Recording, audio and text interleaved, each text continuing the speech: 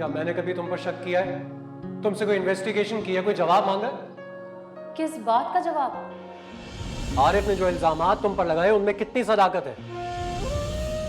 माजी में तुम दोनों का क्या ताल्लुक था? और इन करम नवाजियों की क्या वजह है? सरबाब, क्यों, बहुत बुरा लग रहा है ना तुम्हें? मुझ पर और जवेरिया पर तो बड़े आराम से शक कर दिया। क्या मैं तुम पर और रामेश पर शक नहीं कर सकता हूं?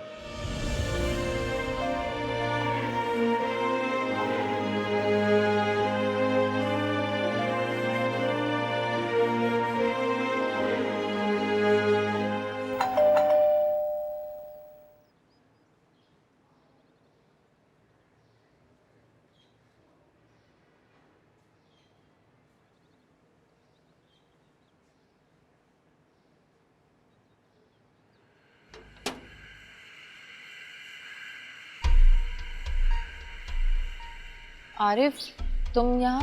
भाई से मिलना है मुझे।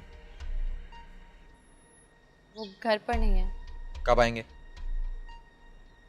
रात तक आ जाएंगे। ठीक है, मैं दोबारा चक्कर लगा लूंगा।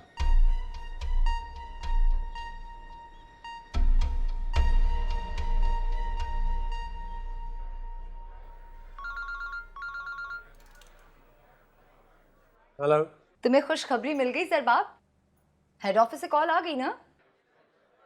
हाँ जवेरिया, कॉल तो आ गई। तुम्हें नौकरी मिल गई है, बहुत बहुत मुबारक हो। क्या हूँ? हेलो मिस्टर, ऐसे चांसेस ना बार बार नहीं मिला करते। जल्दी से टिकट कटाओ और मेरे पास आ जाओ, because I am desperately waiting for you. सुनो जवेरिया, मैं तुम्हें थोड़ी देर में कॉल करता हूँ। कॉल वेटिंग पे किसी का फोन आ रहा है। बाय।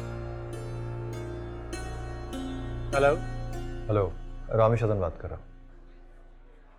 जी रामेश हसन साहब, कैसे हैं आप? मैं ठीक हूँ सरबाब, आपसे एक काम आन पड़ा है छोटा सा। अगर आपको जहमत ना हो तो आप शाम को मेरे ऑफिस आ सकते हैं थोड़ी देर के लिए।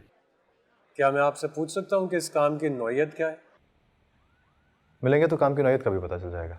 इत्मीनान से बात करेंगे। बताइए, मैं शाम को वेट करूँ फिर आपका? जी।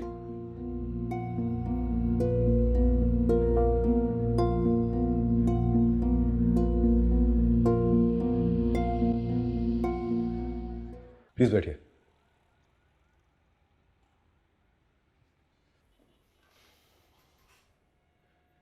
जी कहिए, ऐसी कौन सी बात है जिसके लिए आपने मुझे यहाँ बुलाया? मुझे लग रहा है आपको मेरा यहाँ बुलाना अच्छा नहीं लगा। थोड़े परेशान लग रहे हैं आप।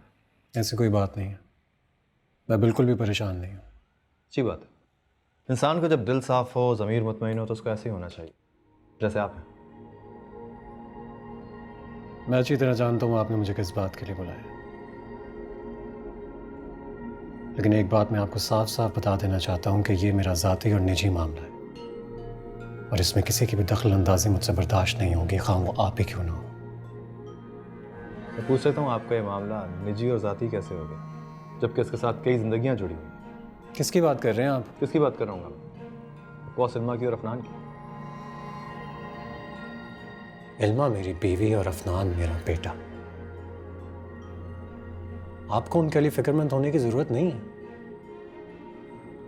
सरबाब, आपको बात शायद मैं पहले भी बता चुका हूँ कि वक़ार चचा मरते वक्त इल्मा की जिम्मेदारी मुझे सौंप के गए थे। इल्मा का, उसके मुस्तक़बिल का, उसकी खुशियों का ख्याल रखना मेरा फ़र्ज़ है। तो आपने खामखा फ़र्ज़ कर लिया कि ये आपकी ज़िम्मेदारी है। वो मेरी बीवी है, और मुझे क्या करना है और क्या नहीं, ये मैं अच्छी तरह जानता हूँ। इल्मा आपकी ज़िम्मेदारी है, मैं भी ये जानता हूँ, लेकिन अब मैं ये जानना चाहता हूँ कि ये जवेरिया कौन है? रामेश साहब, अब आप हद से गुजर रहे हैं। मैं हद से गुजर सकता हूँ अगर आपने इल्मा के साथ कुछ भी बुरा किया तो।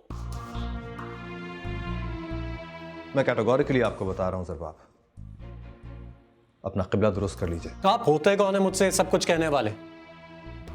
होंगे आपके एहसानात इल्मा और उसके ख़ानदान पर, लेकिन एक बात याद रखिएगा, उसकी कीमत आप मुझसे वसूल नहीं कर सकते। मुझे अपनी ज़िंदगी में क्या करना है और क्या नहीं, इसके लिए मुझे आपकी डिक्टेशन लेने की ज़रूरत नहीं है। बेहतर होगा आप समझ जाएं।